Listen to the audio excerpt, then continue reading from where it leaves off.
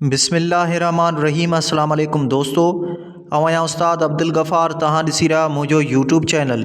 दोस्तों एक नए वीडियो सां गॾु तहां जी ख़िदमत में। दोस्तों अॼु सबक 33 पढ़ंदासीं दर्जे 7 मां, जंहिंजो उनवान आहे मोहाणो। तहां दोस्तनि खे गुज़ारिश आहे जेकॾहिं चैनल ते नवां आहियो चैनल खे सब्सक्राइब, वीडियो खे लाइक शेयर ऐं पंहिंजे क़ीमती राय खां ज़रूरु आगाह कंदा। हलूं था सबक खे पढ़ण जे तरफ़। सबक 33 मोहाणो। आऊं मोहाणो मच्छीअ हाणो आहियां। मुंहिंजो कमु आहे मच्छी मारण। माण्हू मूंखे मोहाणो, मीर बहर, मलाह, नाखो ऐं न ॼाणा ॿियनि केतिरनि ई नालनि सां सॾींदा आहिनि। थी सघे थो त किन माण्हुनि जी ख़्याल में इहा ॻाल्हि वेठल हुजे त आऊं घटि अहमियत वारो इंसानु आहियां, पर हक़ीक़त में ईअं न आहे। आऊं हाथीअ काठीअ तोड़े बदनी बीहक में कंहिं हालत में ॿियनि खां घटि न आहियां।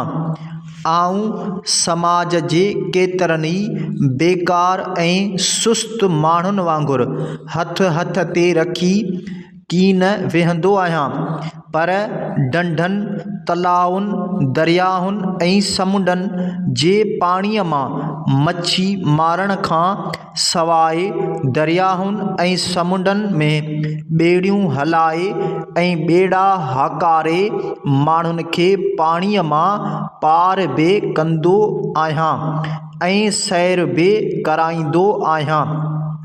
मुंहिंजी ज़िंदगीअ जी कहाणी बि अजीब आहे। जॾहिं इंसान ग़ारनि जी ज़िंदगीअ खे अलविदा चई रोज़गार जी तलाश में नदियुनि ऐं पाणीअ वारनि इलाइक़नि जे किनारनि ते अची आबाद थियो, तॾहिं खेसि ख़ुश्कीअ जी जानवरनि जी गोश्त सां गॾु पाणीअ में रहंदड़ जानवरनि जे गोश्त खाइण जी बि ख़बर पई। पाणीअ मां मच्छी ऐं ॿिया जानवर पकड़णु निहायत मुश्किल कमु हो।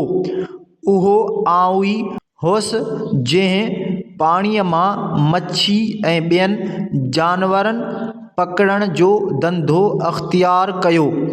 मूं वणनि जे छोॾनि खे कुटे उन्हनि मां सन्हियूं नोड़ियूं ठाहे रछ ऐं ॼार तयारु कया।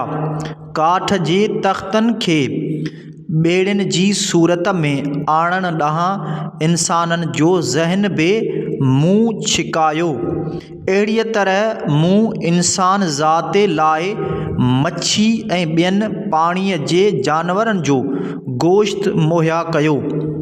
जीअं जीअं इंसान तरक़ी कंदो वियो, तीअं तीअं असीं बि पंहिंजे धंधे में तरक़ी कंदा वियासीं। कपह ऐं रेशम जे तंदुनि जी ईजाद थियण बैदि असां बि सुट ऐं रेशमी धागे मां ॼारियूं ऐं रछ तयारु कया, जिन जी मदद सां जझे अंदाज़ में मच्छी पकड़णु लॻासीं। असां जी मारियल मच्छी हिकु तरफ़ पंहिंजे मुल्क लाइ खाधे जी ज़रूरत पूरी करणु लॻी त ॿिए तरफ़ मच्छीअ जो कुझु हिसो ॿाहिरीं मुल्कनि ॾांहुं मोकिलणु लॻासीं।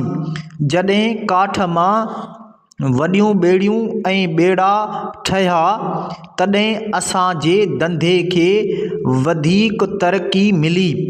उन्हनि वॾियुनि ॿेड़ियुनि ते चढ़ी ढंढनि, दरियाहुनि ऐं समुंड अंदरि ॻच मुफ़ासिले ताईं वञी पलो, मोराख़ी, रओ, ॾुंभरो, कुरड़ो, थेल्ही, सिंगारी, ॼरको, गंदड़, पापलेट, सुरमाई मच्छियुनि वग़ैरह जो शिकार करणु लॻासीं।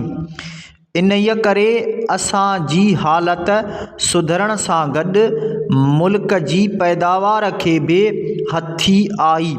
मौजूदा दौर में सिंध में मच्छियुनि जा केतिराई फार्म आहिनि जिन मां घणे मिक़दार में मच्छी हासिल थी रही आहे।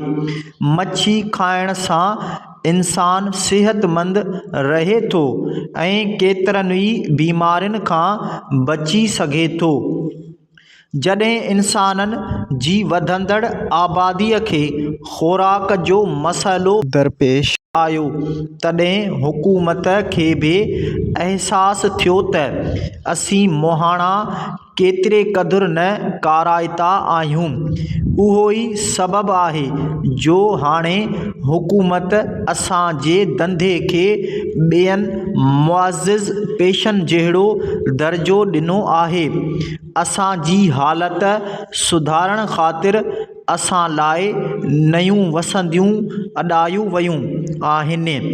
लांचूं, वॾा ट्रेलर ऐं मच्छीअ मारण जा दुख़ानी ॿेड़ा असांखे मुहैया करे ॾिना विया आहिनि।